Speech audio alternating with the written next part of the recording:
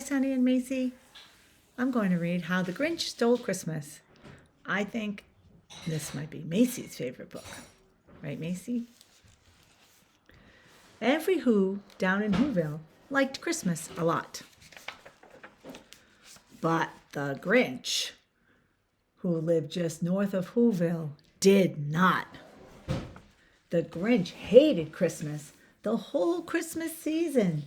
Now, please don't ask why. No one knows quite the reason. It could be his head wasn't screwed on just right. It could be perhaps that his shoes were too tight. But I think that the most likely reason of all may have been that his heart was 2 sizes too small.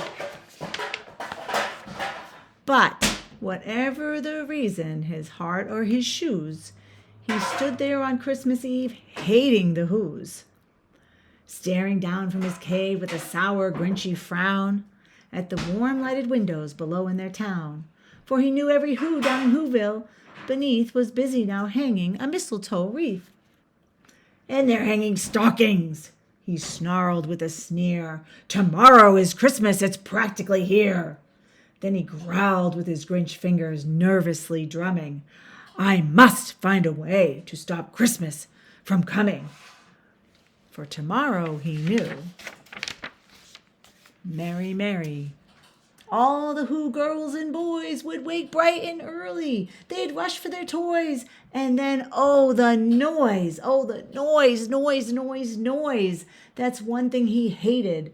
The noise, noise, noise, noise. Then the Whos, young and old, would sit down to a feast. And they'd feast, and they'd feast, and they'd feast, feast, feast, feast. They would feast on Who pudding and rare Who toast beast, which was something the Grinch couldn't stand in the least. And then they'd do something he liked least of all. Every Who down in Whoville, the tall and the small, would stand close together with Christmas bells ringing. They'd stand hand in hand and the Whos would start singing. They'd sing and they'd sing and they'd sing, sing, sing, sing. And the more the Grinch thought of this Who Christmas sing, the more Grinch thought, I must stop this whole thing. Why, for 53 years I've put up with it now. I must stop this Christmas from coming. But how? Then he got an idea, an awful idea. The Grinch got a wonderful, awful idea. I know just what to do. The Grinch laughed in his throat, and he made a quick Santa Claus hat and a coat. And he chuckled and clucked, "What a great Grinchy trick! With this coat and this hat, I look just like Saint Nick." "All I need is a reindeer." The Grinch looked around. But since reindeer are scarce, there was none to be found. Did that stop the old Grinch? No, the Grinch simply said, "If I can't find a reindeer, I'll make one instead."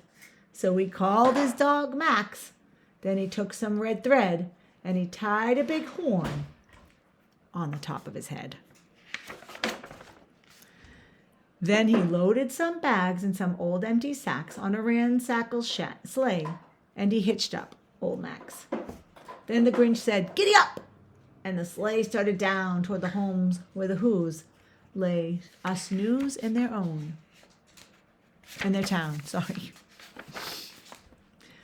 All their windows were dark. Quiet snow filled the air. All the Whos were all dreaming sweet dreams without care.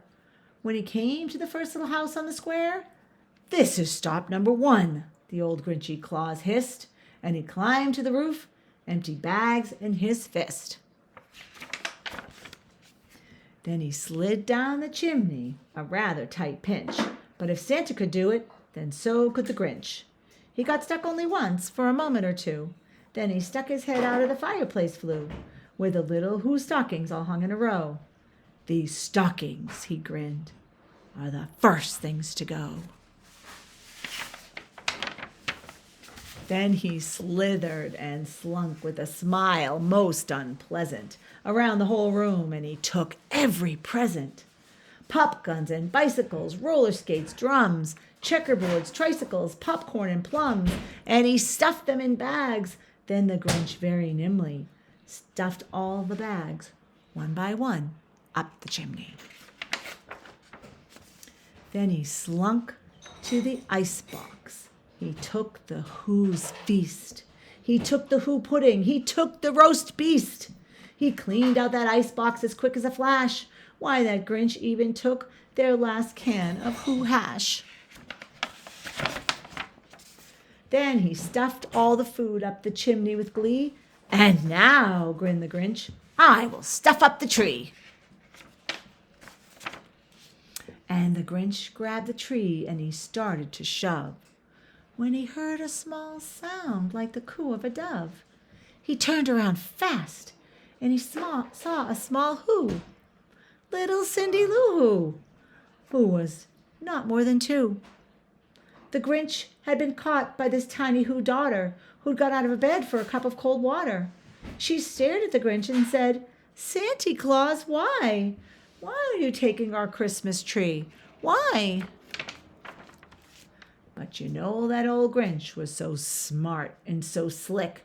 He thought up a lie and he thought it up quick. Why, my sweet little tot, the fake Santa Claus lied. There's a light on this one that won't light on one side, so I'm taking it home to my workshop, my dear. I'll fix it up there, then I'll bring it back here. And his fib fooled the child. Then he patted her head, and he got her a drink, and he sent her to bed. And when Cindy Lou Who went to bed with her cup, he went to the chimney and stuffed the tree up. Then the last thing he took was the log for the fire. Then he went up the chimney, himself the old liar. On their walls he left nothing but hooks and some wire. And the one speck of food that he left in the house was a crumb that it was even too small for a mouse.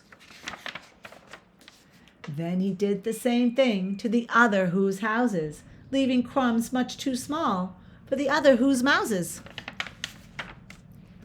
It was 1/4 dawn, all the Who's still abed, all the Who's still a snooze, when he packed up his sled, packed it up with their presents, the ribbons, the wrappings, the tags and the tinsel, the trimmings, the trappings. 3,000 feet up the side of Mount Crumpet, he rode with his load to the tip-top to dump it. Pooh-pooh to the Who's, he was grinchiously humming. They're finding out now that no Christmas is coming. They're just waking up, I know just what they'll do. Their mouths will hang open a minute or two. Then the Who's down in Whoville will all cry, boo-hoo! That's a noise, grinned the Grinch, that I simply must hear. So he paused, and the Grinch put his hand to his ear. And he did hear a sound rising over the snow. It started in low, then it started to grow. But the sound wasn't sad. Why, the sound was merry. It couldn't be so. But it was very merry. He stared down at Whoville. The Grinch popped his eyes, then he shook. What he saw was a shocking surprise. Every Who down in Whoville, the tall and the small, was singing without any presents at all. He hadn't stopped Christmas from coming. It came. Somehow or other, it came just the same. And the Grinch, with his Grinch feet ice cold in the snow, stood puzzling and puzzling. How could it be so? It came without ribbons. It came without tags. It came without packages, boxes, or bags. And he puzzled 3 hours till his puzzler was sore. Then the Grinch thought of something he hadn't before. Maybe Christmas, he thought, doesn't come from a store. Maybe Christmas, perhaps, means a little bit more. And what happened then? Well, in Whoville they say that the Grinch's small heart grew 3 sizes that day. And the minute his heart didn't feel quite so tight, he whizzed with his load through the bright morning light, and he brought back the toys and the food for the feast. And he himself, the Grinch, carved the roast beast. The end. And nowhere in there did they say his name was Larry. So Bubba is wrong.